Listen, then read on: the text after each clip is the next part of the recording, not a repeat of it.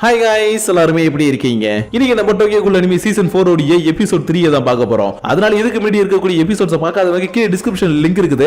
அதை யூஸ் பண்ணி போய் ஒன்ஸ் பார்த்துட்டு வந்துருங்க. ஏன்னா இந்த எபிசோட்ல என்ன நடக்குதுன்றதை நீங்க புரிஞ்சுக்கணும்னா இதுக்கு முன்னாடி இருக்கக்கூடிய 2 எபிசோட தெளிவா பார்த்துட்டு வரணும். அப்பதான் உங்களுக்கு புரியும். சோ பார்க்காதவங்க போய் பார்த்துட்டு வந்துருங்க. அப்புறம் யாராச்சும் நம்ம சேனலுக்கு புதுசா வந்து இன்னும் சப்ஸ்கிரைப் பண்ணாம இருக்கீங்கன்னா ஒரு பிரச்சனையும் கிடையாது. இந்த வீடியோ எப்பயும் நீங்க ஃபுல்லா பார்த்து முடிச்சதுக்கு அப்புறம் நம்ம சேனல்ல இருக்கக்கூடிய மத்த கண்டென்ட் எல்லாத்தையும் செக் பண்ணி பாருங்க. அப்ப உங்களுக்கு பிடிச்சிருந்தா மட்டும் சப்ஸ்கிரைப் பண்ணி பெல் ஐகான் ஆல்ல வச்சுக்கோங்க.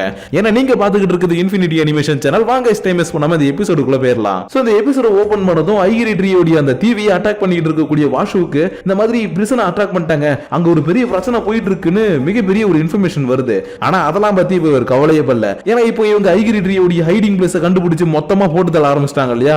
அதனால இந்த வேலையை முடிச்சுட்டு தான் அடுத்து நான் எதுவும் வந்தாலும் கான்சென்ட்ரேஷன் பண்ணுவேன். அதனால எனக்கு மேல இருக்கிறவங்க அதை எல்லாத்தையும் பார்த்துப்பாங்க, நம்ம இந்த வேலையை மட்டும் பார்க்கலான்னு அட்டாக் பண்ண சொல்லிட்டாரு. ஆனா இதே நேரத்தில் இந்த அட்டாக் நடந்துகிட்டு இருக்கு இல்லையா, இது கிட்டத்தட்ட 2 நாளா நடந்துகிட்டு இருக்குது. அதனால இப்போ இவங்களுடைய கரண்ட் சிச்சுவேஷன் எப்படி இருக்குன்னு பார்த்தா கொஞ்சம் பரிதாப நிலைமையா தான் இருக்குது. ஏன்னா டக்கிசாவாவும் இன்னொரு கோலும் சேர்ந்து கோல்டு குயின்கே வச்சிருக்கக்கூடிய வயசான இன்வெஸ்டிகேட்டர் இருப்பார் இல்லையா, அவர் ஏன் அவருடைய அசிஸ்டன்ட்டையும் போட்டுதல்ல. இன்னொரு பக்கம் தனியா மாட்டிக்கிட்ட டோரோ முட்சுகிய இப்படி தொக்க வந்து மாட்டிக்கிட்டியேன்னு டிரைவர் கோல் வந்து கடத்திட்டு போயிட்டு ஒரு குகைக்குள்ள போட்டு வச்சிருக்கான். அதனால இந்த விஷயத்தை பத்தி இன்னொரு பக்கம் இருக்கக்கூடிய குயின்ஸ் ஸ்குவாட்ல இருக்கவங்கள்ட்ட சொல்ல இதை பத்தி அவங்க கவலையே படல. ஏன்னா டோரோ முட்சுகியால ஈஸியா இந்த ஒரு விஷயத்தையும் சமாளிக்க முடியும்னு தெரியும். அதனால அவ ஈஸியா சமாளிச்சுப்பா. அப்புறம் மத்தவங்க இறந்து போனதை நினைச்சு இப்ப நம்மளுக்கு வருத்தப்படுறதுக்கும் டைமும் இல்ல. ஏன்னா இப்ப நம்ம இங்க வந்திருக்கிறது ஐகிரி ட்ரீ ஆர்கனைசேஷன்ல இருக்கக்கூடிய எல்லாருமே போட்டு தள்ளுறதுக்காக. அதனால இந்த சில சில இழப்புகளை நினைச்சு நம்ம வருத்தப்படாம முன்னேறி போய்கிட்டே இருக்கணும்னு இவங்க அட்டாக் பண்றதுக்காக உள்ள போய்கிட்டே இருக்க. இன்னொரு பக்கம் ஜூசியா ஸ்குவாட்ல இருக்கக்கூடிய ஒரு வீடான பசன் இருப்பான். அவனை ஒரு பொண்ணு புடிச்சு போட்டு போன அடி அடிக்கிறா. அதாவது டிரைவரை காப்பாத்துறதுக்காக குயின் கேவை எடுத்துட்டு வந்து ஒரு பொண்ணு டோரோ முட்சுகி கூட சண்டை போட்டா இல்லையா, அந்த பொண்ணு தான் இவன் கூட சண்டை போட்டுக்கிட்டு இருக்க. டேய் நீ ஜூசியா ஸ்குவாட்ல இருக்கவன் தானே, நீ எதுக்கு அவன் கூட போய் சேர்ந்த? அவன் என்ன உனக்கு அவ்வளவு முக்கியமானு கேட்கவும், ஆமா எங்களுக்கு அவர் ரொம்ப முக்கியம் தான். அவர் என்னதான் சின்ன பையனா இருந்தாலும் நிறைய விஷயங்களை பக்காவா பண்ணுவாரு. அது மட்டும் இல்லாம தன்னுடைய டீம்ல இருக்கவங்களுக்கு ஏதாவது ஒரு பிரச்சனைனா முதல் ஆளா வந்து நிப்பாருன்னு சொல்லிட்டு இருக்கும் போது கரெக்டா சூசுவும் இவ்வளவு போட்டு தள்ளுறதுக்காக பின்பக்கத்துல வந்து ஒரு ஸ்லாஷிங்க போடுவான். ஆனா இந்த ஸ்லாஷிங்ல மாட்டாம இவ அசால்ட்டா தப்பிச்சுட்டா. இருந்தாலும் சின்ன சின்ன கத்தியில உடம்புல குத்தி இருக்கும். அதை எல்லாத்தையும் அசால்ட்டா புடுங்கி கிடாசிட்டு அப்புறம் சூசு உன்னை பார்த்து பல வருஷம் ஆகுதுன்ற மாதிரி விசாரிக்க இவனும் ஆமா குரானா உன்னை பார்த்து ரொம்ப வருஷம் ஆச்சுதான், ஆனா இன்னைக்கு உனக்கு எங்க கையில தான் சங்குன்ற மாதிரி சண்டை போட ஆரம்பிக்க இவனுக்கு ஒரு சின்ன சந்தேகம். ஏன்னா எப்பயுமே இவளுடைய சிஸ்டர் இவ கூட தானே இருப்பா. அதனால எங்க இவளுடைய சிஸ்டரை காணோம், எங்க போனான்ற மாதிரி பார்த்தா அவ இவளுடைய உடம்புக்குள்ள தான் இருக்கிறா. ஏன்னா லாஸ்ட் டைம் இவங்க 2 பேர் கூடயும் சண்டை போடும் போது ஜூசு இவங்களை கொடூரமா அட்டாக் பண்ணாலையா, அதுல இவளுடைய சிஸ்டர் சாவர நிலைமை பெய்ந்திருப்பா. ஆனா இவங்களை உருவாக்கின டாக்டர் அவ சாவறதுக்கு முன்னாடி என்ன பண்ணிட்டான், அவளுடைய பார்ட்ஸையும் எடுத்து இவளுக்குள்ள வச்சுட்டான். அதனாலதான் இவளுடைய வயிற்று பகுதி மட்டும் பாக்குறதுக்கு கொஞ்சம் வித்தியாசமா இருக்கும். அதனால இன்னடி இது உன் வயிறு பாக்குறதுக்கு ஒரு மாதிரி வித்தியாசமா இருக்குதுன்னு கொஞ்சம் கிண்டல் பண்ணவும், டேய் வாய மூடுறா, தேவையில்லாம என்னுடைய தங்கச்சி பத்தி என்ன பத்தி பேசாத, ஏற்கனவே உன் மேல கொலகாண்டல் இருக்க, அதனால இப்படி பேசி என்ன வெறியேத்தி விட்டல, இன்னைக்கு நான் உன்னை கொல்லாம இந்த இடத்துல போக மாட்டேன்டான்னு இவ தன்னுடைய காகுனையை வச்சு சூசுவை ஒரு அட்டாக் பண்ண.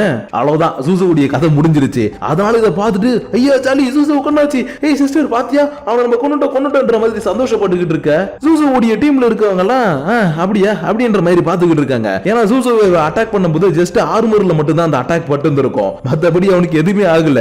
அதனால இவன் திரும்ப எழுது ஹைலி டெக்கான ஒரு வெப்பனை வச்சுக்கிட்டு இவ்வளவு கொடூரமா புடிச்சு போட்டு அட்டாக் பண்ணிக்கிட்டே இருக்க இவளுக்கு எக்கச்சக்கமான டேமேஜ் ஏற்பட்டிருக்கும். அதனால இதுக்கப்புறம் என்ன கூட சண்டை போட முடியாது, நான் திரும்ப ஸ்ட்ராங் ஆயிட்டு வந்து உன் கூட சண்டை போடுறேன், அது வரைக்கும் எனக்காக வெயிட் பண்ணுன்னு சொல்லிட்டு இந்த இடத்துல இருந்து ஓடி போக இவனு சரி ஓகே அவ போயிட்டு ஸ்ட்ராங் ஆயிட்டு வரட்டும், அது வரைக்கும் நம்ம இங்க இருக்கக்கூடிய மத்த கோல்ஸை கொள்ளலான்னு இவன் தன்னுடைய டீமை கூட்டிட்டு போயிட்டு இங்க இருக்கக்கூடிய மத்த கோல்ஸை போட்டு தள்ளிக்கிட்டு இருக்க. இன்னொரு பக்கம் அக்கிராமாவோட தன்னுடைய டீமை கூட்டிட்டு போயிட்டு இப்ப இந்த தீவுல இருக்கக்கூடிய எல்லா ஐகிரி மெம்பர்ஸையும் கண்ட்ரோல் பண்ணக்கூடிய கோல் இருக்கக்கூடிய பில்டிங்கை கண்டுபிடிச்சிட்டா. அதாவது யூட்டோ யோஷிமுரா வளர்த்த அந்த மாஸ்க் போட்டவன் இருக்கான் இல்லையா, அவன் இருக்கக்கூடிய பில்டிங்கை கண்டுபிடிச்சு கரெக்டா தன்னுடைய டீமை கூட்டிட்டு உள்ள வர இவன் பார்த்துட்டு கொஞ்சம் கூட பயப்படாம அப்படியே அசால்ட்டா, தம்பி உங்களுக்கு ஒரு வாய்ப்பு தரேன், இங்க இருந்து ஓடி போயிடுங்க, இல்ல என் கையில அடி வாங்கி செத்துருவீங்கன்ற மாதிரி மிரட்டவும் இவங்க யாருக்குமே இவன் என்ன சொல்றானே புரிய மாட்டேங்குது. ஏன்னா இவன் மாஸ்க் போட்டுட்டு தானே பேசுவான். அதனால இவனுடைய வாய்ஸ் கேட்காதனால இந்த கோல் ஏதோ ஒண்ணு வளரிட்டு இருக்கு போலன்ற மாதிரி பாத்துக்கிட்டு இருக்கும் போது இந்த மாஸ்க் மேன் தன்னுடைய காகுஜாவை வெளியில கொண்டு வர அடுத்த செகண்டே இவனுக்கு அள்ளு விட்டு போயிடுச்சு. ஏன்னா இவனுடைய காகுஜா ஒரு ஆர்மர் டைப் காகுஜா.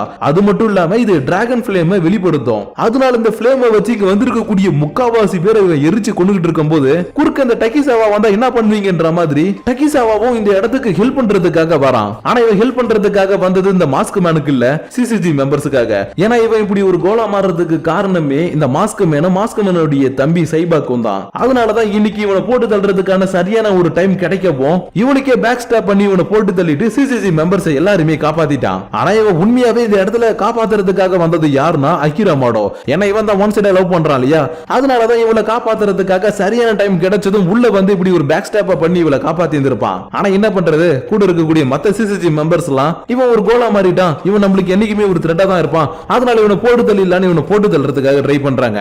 அதனால இதை பார்த்ததும் இவனுக்குள்ள இருக்கக்கூடிய அந்த கோலுடைய தன்மை வெறி பிடிச்ச மாதிரி மாறி இங்க இருக்கக்கூடிய எல்லாருமே போட்டு தள்ள கடைசி அகிரா மாடோ ஒரு கழுத்தை பிடிச்சு நெரிச்சுக்கிட்டு, ஹே மாடோ, உன்னை காப்பாத்துறதுக்காக நான் கோலா மாறி இருந்தாலும் எவ்வளவோ கஷ்டங்கள் பட்டு நிறைய விஷயங்கள் செஞ்சேன், ஆனா அது எதுவுமே உனக்கு தெரியலையா, ஏன் என்ன கொல்லணும்னு நினைச்சேன், நான் உன் கூட ஒர்க் பண்ண வரைக்கும் தான் என்ன நீ மதிக்க நினைச்சேன், ஆனா நான் ஒரு கோலா மாறினதுக்கு அப்புறம் உனக்கு ஹெல்ப் பண்ணா கூட என்ன நீ மதிக்காம என்ன நீ கொல்லணும்னு நினைக்கிற, அதனால இப்ப எனக்கு வேற வழி கிடையாது அகிரா, என்ன மாதிரி நானும் உன்னை ஒரு கோலா மாத்த போறேன்னு சொல்லிக்கிட்டு இருக்கும் போதே பச்சைக்குள்ள இந்த இடத்துல ஒரு சத்தம் கேட்க இவனுடைய கை அப்படி துண்டா போகுது. ஏன்னா இவன் எப்படி ஹெல்ப் பண்றதுக்காக குறுக்க வந்திருப்பான், அதே மாதிரி தான் அகிரா மாடாவை காப்பாத்துறதுக்காக நான் குறுக்க வருவேன்டான்னு இவங்க எல்லாருமே இறந்து போயிட்டு நினைச்சுக்கிட்டு இருக்கக்கூடிய அமான் தான் இந்த இடத்துல ஒரு மிஸ்டீரியஸ் பர்சனா ஒரு ஒன்னை கோலா மாதிரி இவளை காப்பாத்துறதுக்காக இந்த இடத்துக்கு வந்திருப்பான். ஆனா இவன் அமானை பார்த்து பயப்படலாம் இல்ல, அதுக்கு பதிலா வா இன்னைக்கு ஒரு கை பார்த்ததுலான்னு அமான் கூடவே கொடூரமா சண்டை போட ஆரம்பிக்கிறான். பட் அமான் இவனை திரும்ப அட்டாக் பண்ணவே இல்ல, ஏன்னா அமானுக்கு என்ன நடக்குது ஏது நடக்குதுன்றது நல்லாவே தெரியும். அதனாலதான் இவன் கொஞ்சம் கூட அட்டாக் பண்ணாம இங்க பாரு டக்கிசாவா,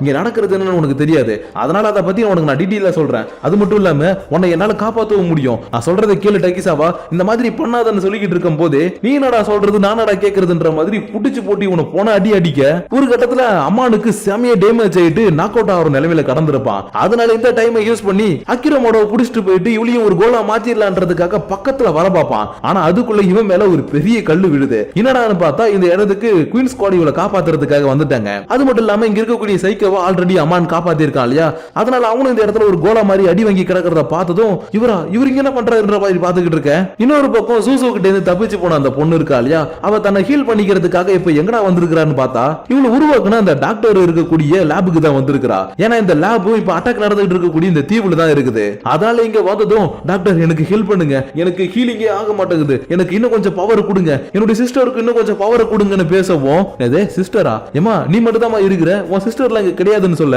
இல்ல டாக்டர் இல்ல அவ என்னோட உடம்புக்குள்ள தான் இருக்கா, அவ தினமும் என்கிட்ட பேசுறான்னு இவளுக்குள்ள இருக்கக்கூடிய இவளுடைய தங்கச்சியுடைய காகுனி இருக்கு இல்லையா, அது இவ கிட்ட பேசுற மாதிரி தினமும் இவ கற்பனை பண்ணிக்கிட்டு இருக்கா. அதனாலதான் இவ இப்படி பேசுறதை கேட்ட உடனே சரி ஓகேமா உன் பிரச்சனையை நான் சீக்கிரமா தீர்த்துறேன், ஆனா அதுக்கு முன்னாடி உன்னுடைய சிஸ்டருடைய காகுனி உள்ள இருக்கு இல்லையா, அதை நான் வெளியில எடுத்தாகணும், ஏன்னா அது உனக்குள்ள இருக்கு அது உன்னை கரெக்ட் பண்ணிக்கிட்டே இருக்குது, அதனால அதை நான் உனக்குள்ள வெளியில எடுத்துறேன்னு சொன்னதும், இல்ல டாக்டர் நீங்க அப்படி பண்ணக்கூடாது, என்னுடைய தங்கச்சி எனக்கு கூட தான் இருப்பா, அவளை என்கிட்ட நீங்க பிரிக்க கூடாது, இல்ல அதே மாதிரி நீங்க பிரிப்பீங்கன்னா எங்களுக்கு உங்களை கொல்றது தவிர வேற வழி கிடையாதுன்னு இவ கொல்றதுக்காக ரெடியாக இவர் பார்த்துட்டு கொஞ்சம் கூட பயப்படாம ஓ அப்படியாமா சரி ஓகே நான் யாருன்றத உனக்கு காட்டுறேன்னு இவர் ஆர்டிபிஷியலா உருவாக்குன ஒரு கோலை வர வச்சு இவளை ஒரு அடியா போட்டு தள்ளிடுப்பான்னு சொல்றாரு.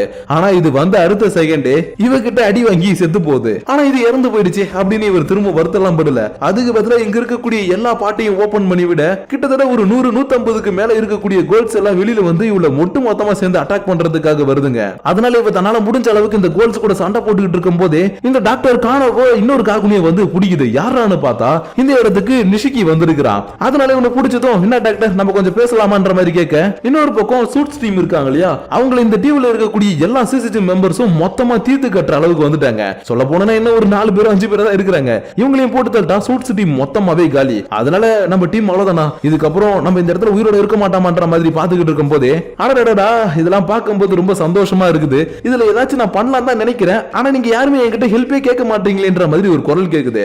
யாருடான்னு பார்த்தா இவங்களுக்கு ஹெல்ப் பண்றதுக்காக நம்ம ஷூ வந்திருப்பான். ஆனா இவங்களுக்கு இந்த ஷூ யாருன்னு சரியா தெரியல. அதனால யாரா இவன் நம்மளுக்கு ஹெல்ப் பண்றதுக்காக வந்திருக்கானே என்ற மாதிரி பாத்துக்கிட்டு இருக்கும் போதே அப்படியே இந்த இடத்துல இந்த எபிசோட முடிச்சிட்டாங்க. சோ கைஸ் இன்னைக்கு நம்ம பார்த்த இந்த எபிசோடு உங்களுக்கு பிடிச்சிருக்கும் நினைக்கிறேன். அது மட்டும் இல்லாம மிஸ்டீரியஸ் பர்சன் யாருன்றதையும் நீங்க தெரிஞ்சுக்கிட்டு இருப்பீங்கன்னு நினைக்கிறேன். இருந்தாலும் சில பேர் சொன்னாங்க ப்ரோ அது அமானதான் ப்ரோ இருக்குன்னு, ஆனா நான் ரிப்ளைவே பண்ணலையே, ஏன்னா அது எல்லாமே புதுசா பாக்குறவங்களுக்கு ஸ்பாயிலர்ஸ் ஆயிடும்ன்றதுனால முடிஞ்ச அளவுக்கு நான் உங்களுக்கு யாருக்குமே ரிப்ளைவே பண்ணல, ஜஸ்ட் லைக் மட்டும் தான் போட்டுட்டு இருந்தேன். அதனால கமெண்ட் பண்ணக்கூடிய உங்ககிட்ட நான் ரிக்வெஸ்ட் கேட்கறது என்னன்னா தயவு செஞ்சு ஸ்பாயிலர்ஸ் அவாய்ட் பண்ணுங்க. ஏன்னா புதுசா பாக்குறவங்க நிறைய பேர் இருக்காங்கப்பா. நீங்க ஆல்ரெடி பார்த்திருக்கலாம் மத்த சேனல்ல எங்கேயாச்சும் இல்ல கிளிப் ஏதாவது பார்த்துருக்கலாம், அதை வச்சுக்கிட்டு வந்து ஸ்பாயிலர்ஸ் கொடுத்துட்டீங்கன்னா பார்க்கணுன்ற அந்த இன்ட்ரெஸ்டே மத்தவங்களுக்கு வராது. அதனால முடிஞ்ச அளவுக்கு இந்த வீடியோவை பத்தின உங்களுடைய பர்சனல் தாட்ஸ் அண்ட் வியூஸ் கீழே கமெண்ட் பண்ணும்போது ஸ்பாயிலர்ஸ் அவாய்ட் பண்ணிட்டு லைக் ஷேர் பட்டனை தட்டி விட்டுட்டு கீழே இருக்கக்கூடிய கமெண்ட் செக்ஷன்ல கமெண்ட் பண்ணுங்க. அப்படி நீங்க பண்ணக்கூடிய அந்த கமெண்ட்ஸோட சேர்த்து உங்களை நான் நெக்ஸ்ட் எபிசோட வந்து மீட் பண்ற வரைக்கும் வரைக்கும் உங்களிடமிருந்து விடைபெறுவது உங்கள் நான்.